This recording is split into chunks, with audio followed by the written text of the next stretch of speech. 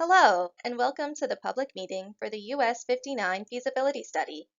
This study is analyzing potential improvements to US 59 from Bob Bullock Loop to 20.7 miles east of Bob Bullock Loop. The eastern project study limit on US 59 is located approximately 7.5 miles west of FM 2895. TxDOT appreciates your interest in this study and thanks you for your participation. Please note, you may pause this presentation at any point to allow more time to review the information. November 7th, 2000 was the last deathless day on roadways in Texas. That means for nearly 22 years, at least one person has died every single day.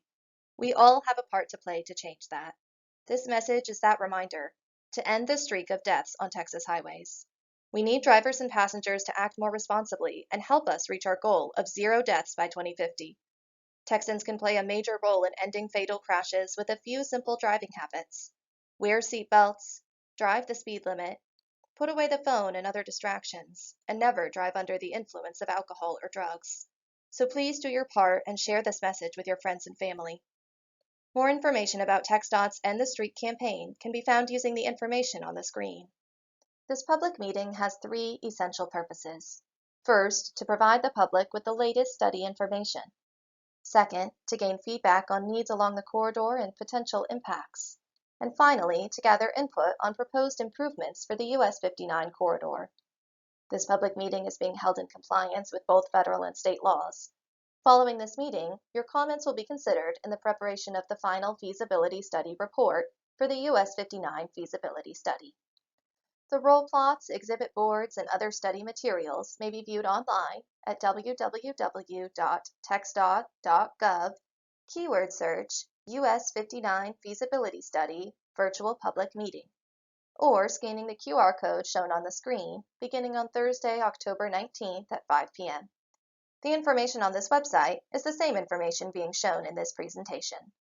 The US 59 Feasibility Study is evaluating the study area shown on the screen. The US 59 corridor is also one of 3 corridors designated by Congress as a high priority corridor in the Laredo region to become part of the Interstate 69 I-69 system, which will ultimately connect Mexico, the United States, and Canada. TxDOT has determined that US 59, within the study limits, does not meet interstate design standards because it is currently not a controlled access roadway. Upgrading the current roadway to meet interstate system design standards would allow it to be designated as part of future I-69 and provide connectivity to the rest of the I-69 corridor.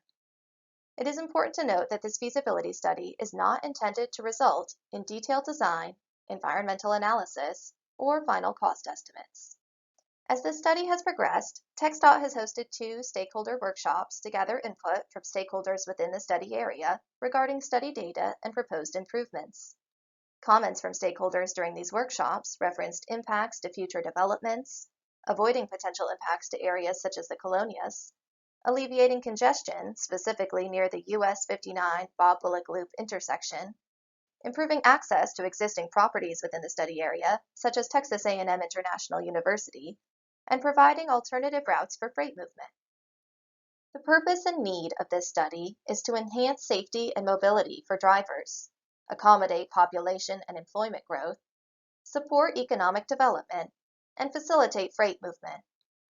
Improvements to US 59 would help support the study purpose by providing a safe and reliable transportation option for drivers to stay connected within the region, keeping pace with the growing regional employment, which generates a significant number of trips by employees to and from work, and finally, offering a reliable freight route to support the significant volume of goods that pass through Laredo every year.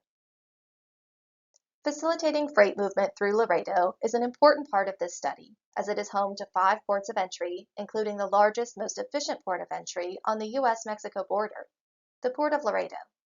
In 2022, the Port of Laredo handled more than 5.5 million cross-border truck shipments, 290,000 railcar shipments, and 740 million pounds of air freight, and over $299 billion in total trade with the world. Improvements to US 59 could provide an alternative route for trucks trying to get to Houston, and therefore would alleviate overall freight traffic on I-35, as well as reduce freight travel times from Laredo to Houston. Another key consideration of this study is to accommodate the growth in average annual daily and freight traffic that is expected. Pictured above in orange is the average traffic growth we've seen along the corridor between 2015 and 2019.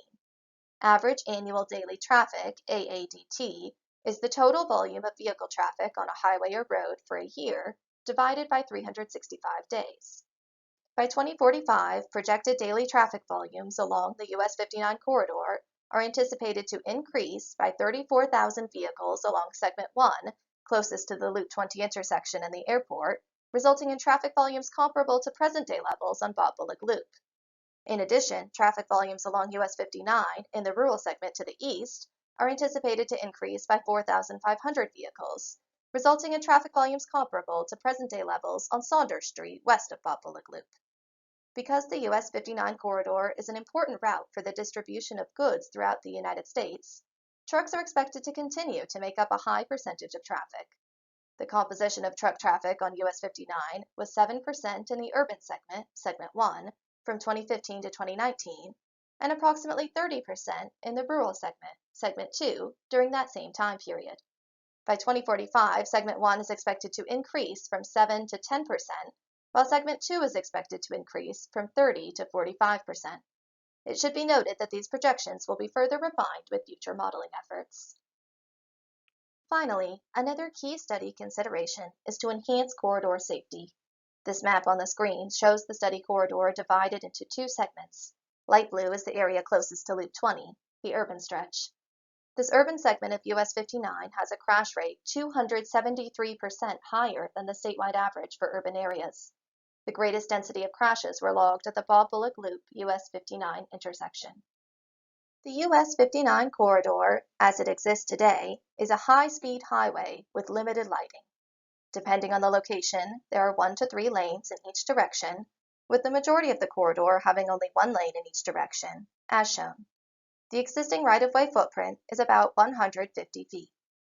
The proposed roadway has a maximum 400-foot right-of-way footprint, as well as a reduced footprint of 340 feet in certain locations, where right-of-way is limited or where TxDOT would need to narrow its footprint to avoid a constraint.